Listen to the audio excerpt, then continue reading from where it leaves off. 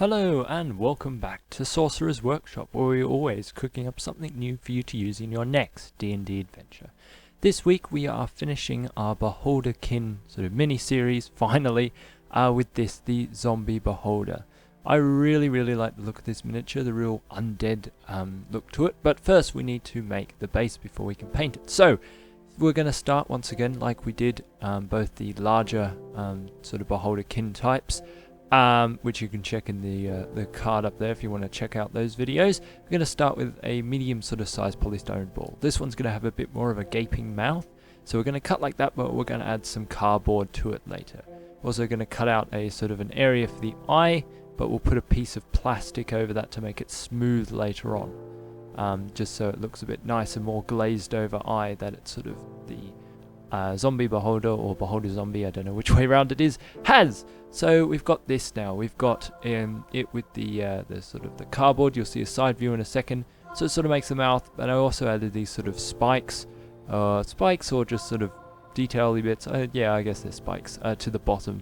Gives it a little bit of a beard almost. But they all be painted up, and they actually look really good in the end. And that's what it had in sort of the monster manual, so we're going to go with that. Next, I texture it with some hot glue. I sort of part it down the middle, but create sort of more like lumpy bumps and stuff like that. Like, could be tumors, or anything like that, just an undead look. Now we have, of course, all the tentacles. 10 tentacles, but not all of them are functioning, it seems, in the monster manual. So what I'm saying here is basically you want the tentacles on both sides of the head, not in the middle like we did like we did the beholder, just to add a bit of variation. So you see I've gone 5 on each side and left a bit of space in the middle. Next we are going to texture all the stalks, the eye stalks, with some hot glue. Not too thick, but also a little bit thicker than our original ones. I also add a little circle of hot glue to all the ends, all the tips, to sort of make what will one day be the eye sort of area. So that's really, except for teeth, all we need to do in the process of making it. So I'll quickly make the teeth. These teeth are very sparse and very pointy, very sharp. Sort of a look like most of them have decayed, but the really tall pointy ones are still sort of there. It's quite a terrifying look, actually. Also, remember, leave a few spaces where you can get your paintbrush in there, otherwise you're going to have some trouble. I'm just pointing out that I have put the piece of plastic in the sort of the eye hole. You may see it glinting there, but it's really quite hard to see. So then it's on to painting. We are going to start first with just a brown, a burnt umber, absolutely everywhere, except for the eye. You can put it in the eye because we'll paint over later, but you don't need to. But other than that, everywhere needs to be completely burnt umber as the first sort of the base layer, the sort of decaying skin of this beholder. We had quite a few different colours and stuff, but in the end, a lot of it is sort of just building up to the final dry brush with this brown tone underneath. You want to also go around all the outsides. Don't do the teeth as well. As you can see, I'm trying to stick my little brush in there. After long, I decide I'll just take 2 of the teeth out and put them in later. So this is what it's looking like. Already a massive improvement on what we had before. You can already see it's got loads and loads of different sort of textures all over it. The next color we're going to do is sort of a earthy red-brown sort of color. And basically this is going to be, if you look at the beholder from the top of its head, anywhere that you can see paint, go. So just basically all from the top down. So I'm doing the stroke down. So the bottom shouldn't really have too much paint on it, because it's sort of all about this sort of stroking down. You see I'm very wild with the dry brush because this is a dying creature, so it's got colors and yucky bits all over it. This, you may be thinking it looks absolutely no different. It looks a little bit different.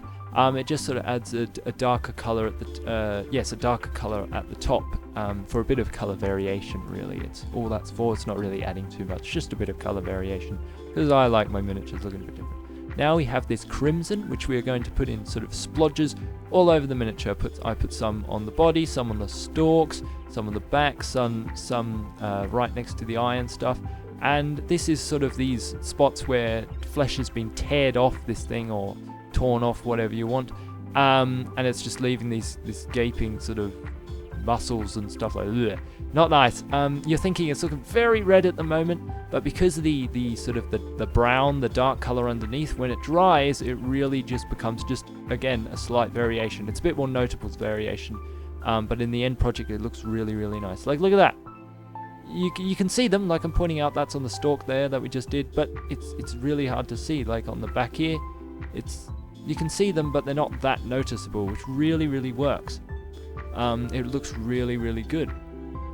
The next thing that we're going to do is a grey dry brush all over it. This is a very messy grey dry brush, but the grey represents all the decayed flesh, or decayed, sort of in the process of it. So that's why we put so much bumps and sort of lumps all over it, because it would really be picked up. Also, make sure you get the sort of the spikes as well, because those would look like. But look at that. That looks like, yeah. You can almost see veins on it, which I don't know how they got there, but they got there and they look awesome, so I'm really happy about that. There is not too much left now. We're just heading into the final sort of things. Yes, okay, we're doing the eyes first. So all the eyes we're painting with this sort of well, it's sort of a desaturated light yellow is what I would call it. So we're just doing circles on all the sort of the eye stalks, and then on the main eye we're completely painting it like this. On the main eye, also tiny little bits of orange in the very corner of the eyes, just for a little bit of, well, you'll see what I'll add, because I'm going for sort of an orange to white for the main eye. Now the teeth, we're painting it with this sort of pale cream color, you could almost say. And because of the brown, again, it will dry a little bit darker. Once it's on there. But yeah, just hitting it. You don't want to get all the area, because the teeth aren't this color. They've just sort of yellowed. So you've got the colors underneath, which will really add to it. So something like that. Sort of, you can still see the tops of the teeth of this brown color, but the bottom is sort of that. Now we're heading into basically one of the final steps, which is to add the whites of the eyes. So on the eye stalks, you want to cover, I'd probably say about 70 to 80% of the sort of the yellow color. The yellow just really just around the edge. And as for the middle eye, you want to sort of cover a largish area, but also rub some of it away to sort of simulate this sort of glazed over look. It's really just when I remove my hand in a second, you can see that the eye stalks really basically look white. If you look at them at a slightly different angle, which you'll see in just a second, they look a bit more yellow, but sort of just this almost sphere in the area touching the bottom of the top. But really, other than that, put it on your base, floating or dead, because well, it's undead, I guess. But yeah, just sort of this shape. But other than that, that is your Beholder zombie Beholder miniature completed. So yeah, I want to thank you very much for watching this video. Make sure to subscribe and like if you enjoyed. Other than that, I shall see you later. Goodbye!